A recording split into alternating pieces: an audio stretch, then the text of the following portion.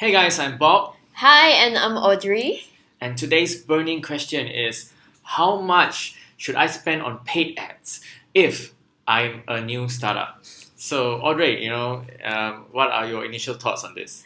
Well, I think the first thing first, we need to define what a startup means, right? Because many people have different definition of what startup is. So for this context, I think we should say that it's a new business, and obviously this business want to make money so that they can pay everyone, right? So I think when it comes to a new business, definitely you have no benchmark yet, and obviously you don't know how much you should be spending on paid advertising. But I always believe that you should start off with having a sum of money which you are going to be using them to learn about your market, learn about your product, learn about your advertising and your marketing messages. Cool. So, being a startup, one of the challenges as well is no one really knows about your brand. Very true. One of the things that sometimes I advise startups to do is they need to allocate some money to actually spend on brand awareness. So whether it's very top funnel, like buying a billboard or sponsoring some ads on Facebook or whatever. So you need to have a sort of a mix. So you need to have like a awareness ads, and also of course if you want to ramp up profits in the short term, then you need a lot of ads that are conversion ads that are closer to the bottom of funnel to get you new customers. So anything else to I think I think as a start, you need to always remember how much are you willing to spend, and then to spend it, wisely. So it's always good when you're spending on with digital marketing. One good thing about digital marketing is that you don't need to have a lot of money to do amazing digital marketing. This is one very crucial thing that you need to remember. And for you, if you're doing digital marketing, if things do not work out, you can off it immediately.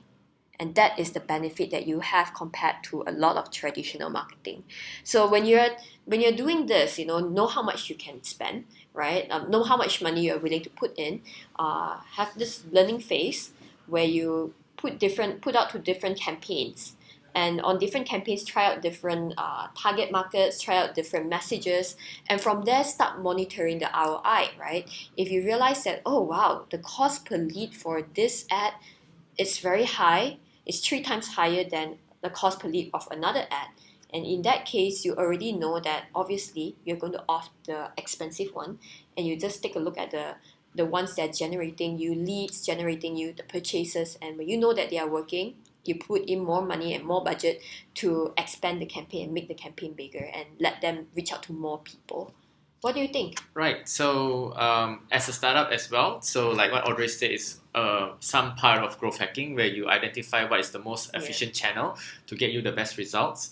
But also as most of the tech startups or software companies or SaaS, whatever, how they define how much they're going to spend also is they define the lifetime value of the customer. Yes. So if your customer, one customer will give you let's say $100,000, is the lifetime value of in customer. 5 years time, for example. And you think one click is $100, so it's very expensive, but you need to know that what value that click brings to you. It might bring a customer that has $100,000. So be aware of how much is your lifetime value of a customer. So but if you're selling let's say Ramly burgers, all right, so each Ramly burger is 5 ringgit, so don't spend 3 ringgit on ads to get a 5 ringgit customer. So define the lifetime value so that you'll know what is the ceiling or the limit of your advertising spend.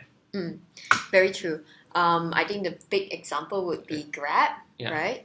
You think about how much Grab actually spend on acquiring a customer, and you're thinking about it like, oh wow, they're spending so much on promotions, on getting a new person on board. But by the end of the day, when Grab dominates a market, in 10 years' time, you'll be using Grab quite a lot, right? And I tell you, they will start seeing a lot of ROI over there. So you have anything else to add? That's it, right? That's great. Okay, guys. If you have any questions you want to ask us about, digital marketing, feel free to ask us on next Digital Marketing Lab. See you next time.